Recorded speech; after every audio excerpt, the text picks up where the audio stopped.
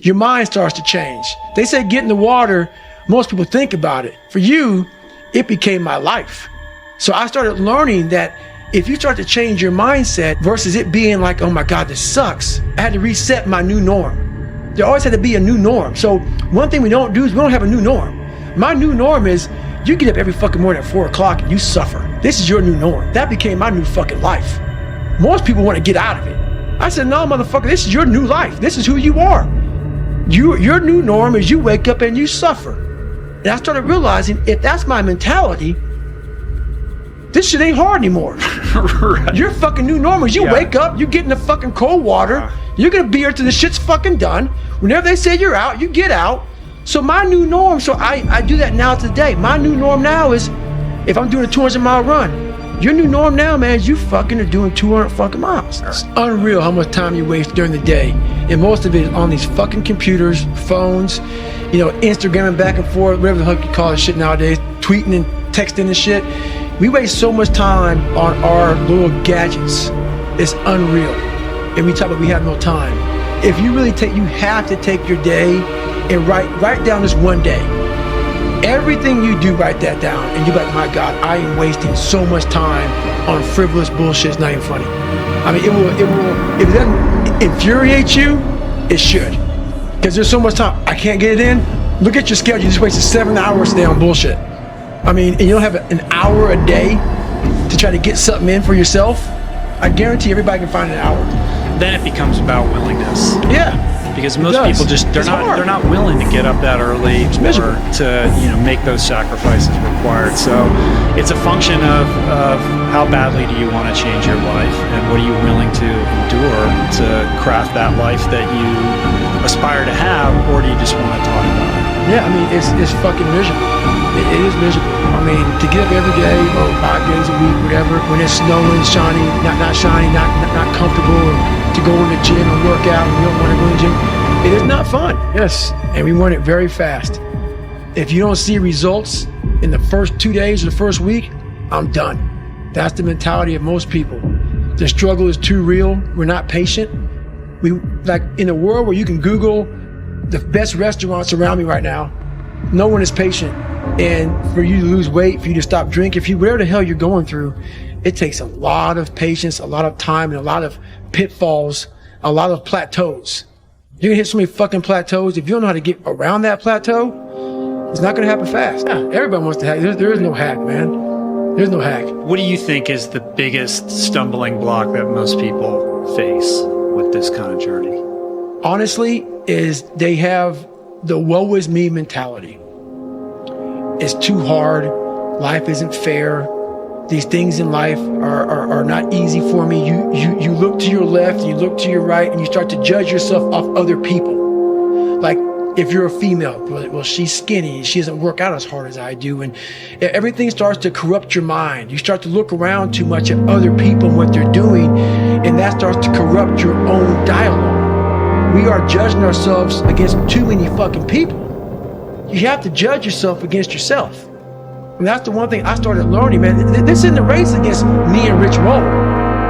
This is a race against David Goggins and David Goggins alone. And once you can silence all that bullshit, all the outside interference and things that are attracting your mind to everything, you can then start to grow and realizing I'm stressed out for no reason. This is my own little race. This is my own timeline, and this is how I'm gonna run it. It was important for me to finally realize, stop being all these fake people I used to be, stop being afraid. There was no growth until I cut myself down to nothing, to the person I really was, the real human being. And once I found out who I really was, that's when I started growing. I was trying to build on top of a lied, fucked up foundation. You can't build a house on a fucked up foundation. So I had to get down to the actual mineral soil of who I was, and that's when you can start real growth. And what is the role that suffering plays in that, or the willingness to suffer? It starts to peel all those layers away, all those artificial layers away. If you're willing to suffer and go back in the grind, that internal dialogue you have with yourself when you're in misery and you're uncomfortable, it's a real, scary, unfiltered, no lying dialogue. between you and yourself. And people know exactly what the fuck I'm talking about when you're in a bad spot in life and your mind is saying all kind of shit. That's who you really are. That's the real you. No Rocky Balboa moments going on up there. You're like, hey, you know, it's round 14. Let's come on, we got this. No, it's like, fuck this, I'm out of here, man. It's crazy. That's where the growth happens. When you're able to stay in that moment and talk yourself back into the suck of whatever you're going through, and you start stripping those layers away, but as you're stripping those layers away, you're building calluses over top of shit in your mind. That's where the growth starts to happen, is when you have to force yourself to stay in it. You can't leave. But now I've figured out so many different ways and so many different tools through all of the journeys I've been through just growing up, man, just being mature, you know, just being really mature and not holding on to hate. You know, really just letting all that shit go, man, and starting from scratch, and let's go forward. How do you let it go? I don't think enough about people that have wronged me, or situations that have wronged me.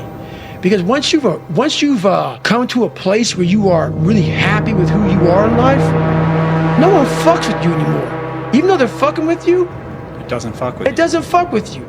You know, like all these, I used to be so hurt by everything in the military, and someone did something or said something. Like, man, I have overcome so much shit.